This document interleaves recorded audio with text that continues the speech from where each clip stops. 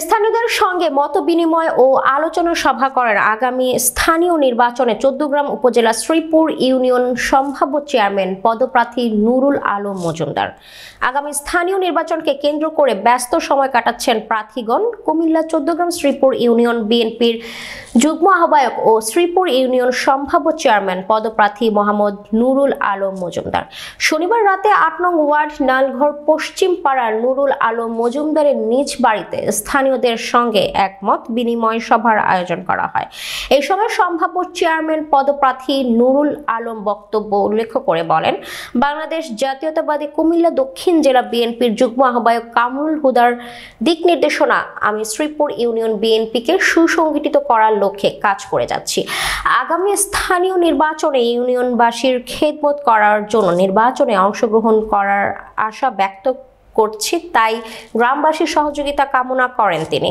আয়োজিত মতবিনিময় সভায় নুরুল আলম এর সঞ্চালনায় ও সাবেক মেম্বার আবুল কাশেম বেন্ডারের সভাপতিত্বে উপস্থিত ছিলেন বিশিষ্ট ব্যবসায়ী মাস্টার নুরুল আমিন মজুমদার, শ্রীপুর ইউনিয়ন ৮ নং ওয়ার্ড সাবেক মেম্বার হাফিজ আসলাম, ধানমন্ডি থানা যুবদলের যুগ্ম আহ্বায়ক মোহাম্মদ মনির হোসেন, শ্রীপুর ইউনিয়ন বিএনপির যুগ্ম আহ্বায়ক আর্মি আব্দুল মতিন, শ্রীপুর ইউনিয়ন যুবদলের আহ্বায়ক মাহবুব আলম মোহাম্মদ মজুমদার, শ্রীপুর ইউনিয়ন যুবদলের ১ নং যুগ্ম আহ্বায়ক মোহাম্মদ সেলিম, শ্রীপুর ইউনিয়ন যুবদল নেতা ও নালঘর বাজার কমিটির সেক্রেটারি আব্দুল মতিন সহ বিভিন্ন নেতৃবৃন্দ উপস্থিত ছিলেন।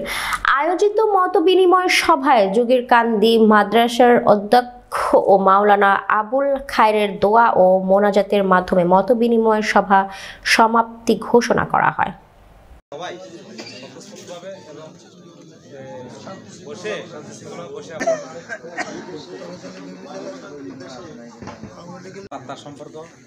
কে কোন দল করে আমি দল হিসেবে ডাকি না। ওই উন্দুরাইজন মুলা কাটে আর গিরস্ত হানি ডালে উন্দুরে কিতা করে মুলা কাটে। এই কামনাই করি দলটাকে সুসংগত করে। শ্রীপুর ইউনিয়নের আপনাদের ভিতরে যে যুগ্ম আহ্বায়ক যে ৫ জন না কয়জন আছে? ৬ জন।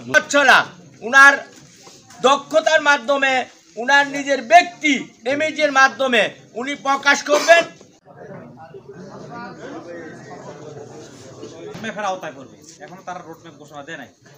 ভাই যেটা বুঝতে যাচ্ছে, আলামত আসার আগে কিন্তু আমাদের এলাকার মধ্যে অনেকে হয়তো স্বপ্ন দেখতে আছে, হ্যাঁ, এবং অনেকে স্বপ্ন দেখতে আছে এবং অনেকে স্বপ্ন বাস্তবায়ন করার তাই সামনের দিকে কাজ কারবার করলে আমরা সবাই থাকবো, আমরা থাকবো। এই বিএনপি প্রতিষ্ঠা করেছিল জিয়াউর রহমান।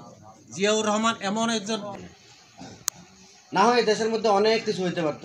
উনি কত বড় একজন দায়িত্বশীল আচরণ করেছেন আগামী দিনের রাষ্ট্র পরিচালনার জন্য। আমাদের দোয়ার অনুষ্ঠানটাকে কবুল করেন ইয়া রাব্বাল আলামিন। এই উদ্দেশ্য নিয়ে আজকের আয়োজন আল্লাহ উদ্দেশ্যটাকে আল্লাহ সফল করে দিন ইয়া আল্লাহ। আলমের আশা ভরসাকে আল্লাহ আপনি কবুল মঞ্জুর করেন।